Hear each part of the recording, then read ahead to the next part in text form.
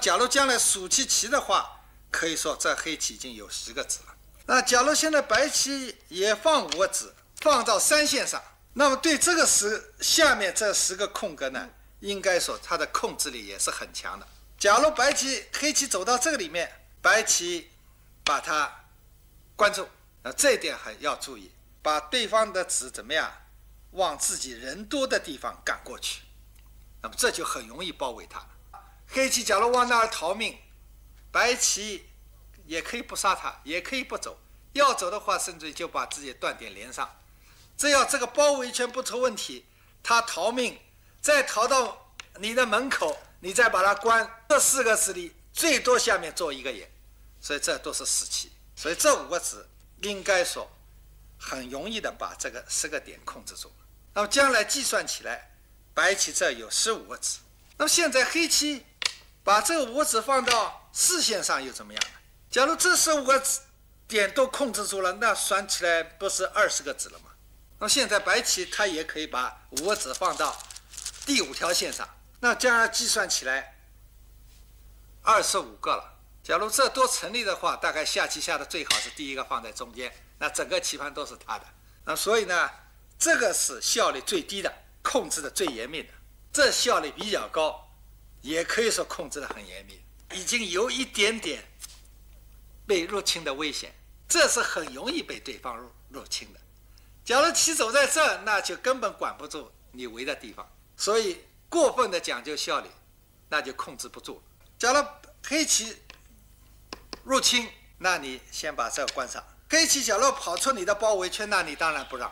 那么现在黑棋还有2条路，一条往这，那是逃到棋盘外面是不可能的，他唯一条路往那儿逃。那么白棋完全可以连上，让他再逃几步。等到他逃到这儿了，你不放心走这个，你假如放心的话，再让他逃，再走这个，你再关下去，这个里面即使再走2个，还是我们刚才说的3个，你走这个还是死了。所以这样呢，5个子为27个地方是完全有可能。你还可以再进一步的，中间空开2个，空开2个的这样为地方。这样呢，黑棋入侵，你可以挡上；他走这个，你也可以挡上，也可以这个挡上。他走这个，你放到这儿，把它关住。黑棋被白棋包围住了，做不出2个眼，肯定又是死棋。那么你们现在看看，这5个子能围多少地方？大概30个也不止，40个也有，那这个效率很高了。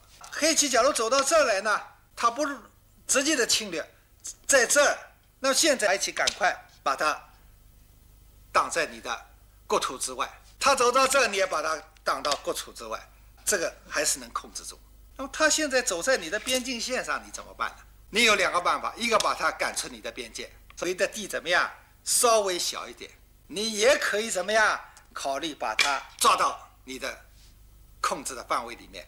他走这个想走这一步逃出去，那当然不可以。他假如走这个，大家注意，白棋这已经有个断点，再走这个又出现这个断点，那是很危险的。所以白棋走这正确的话走这个，黑棋再走这个，白棋再走这个，黑棋走这个，白棋挡上，黑棋走这个，白棋挡上。那么现在黑棋控制了1、2、3、4、5、6，可是我们刚才讲这有2个断点，那么这个里面能不能做出2个眼来？假如黑棋能做出2个眼来，那么你这围的地方怎么样就给破坏掉。假如做不出2个眼来，那么白棋就是很好的控制人。那么这就是我们刚才研究的死活。那么你的死活水平高低也直接影响你的控制能力，是吧？假如现在还走成这样，在4个子准备控制那么多地方，那么对方假如侵略到这儿，大概你也没法把它围住，更谈不上把它消灭。那么你效率提得太高了，最后可能这个地方围不起来。另外稍微中间有个间距，一般这个围棋上叫开出2个，中间空两条线叫拆2，这个叫拆3，这叫拆1。斜的一个走呢，围棋上称为小飞，斜的中间空开2个呢叫大飞。那么一般围地的手法呢，都是这个拆2、小飞、大飞。线都是走在3线、4线上，这是比较合理的围地。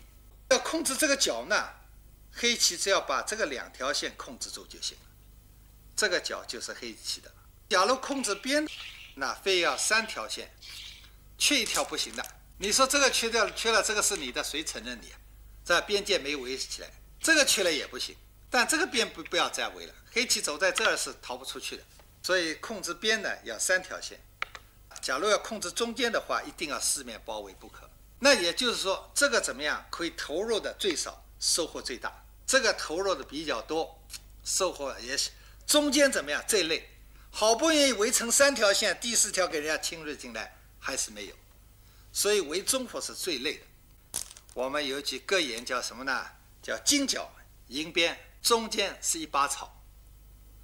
所以围地大都是先从角围起来，其次再围边争边，最后再去争中间。同样这个围边，我们现在7个子控制了这9个地方，我们把这2个拿掉，现在5个子，再把这个子拿掉，现在4个子能控制吗？应该说也能控制，因为唯一的一条间隙就在这儿，白棋不能走到这，走到这我就把它抓进去就死掉。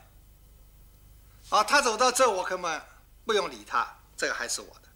他假如走到这个里面来，他已经自投罗网，在这个里面他不可能跑出去，在这个里面做不出2个眼，那肯定是的。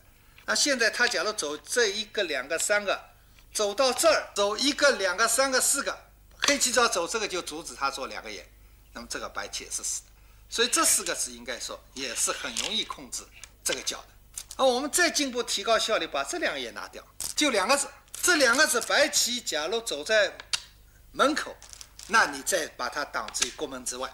他走到这儿，你也把它挡到国门之外，这个角是我的。他假如直接侵略到你的国土中，你就把它包围起来，把它杀死在里面，这不给出去，这已经给包围了，做不出2个眼就死了。现在白棋在这个里面要做眼，大概要连走2个，但这不可能，你走一个他就走这个，你走这个黑棋就走这个，做不出2个眼进去的全军覆没。那么白棋假如走在你的边界线上呢，那你也可以把它赶出去，当然也可以把它围进来，那就看你的杀敌本领多大那么这2个子就控制了大概10几个地方。你还可以再这样用小飞的这个手法把围地再大一点，你也可以走这个把围地围得再大一点，但是随着你的效率提高，空隙增大，你的控制能力也比较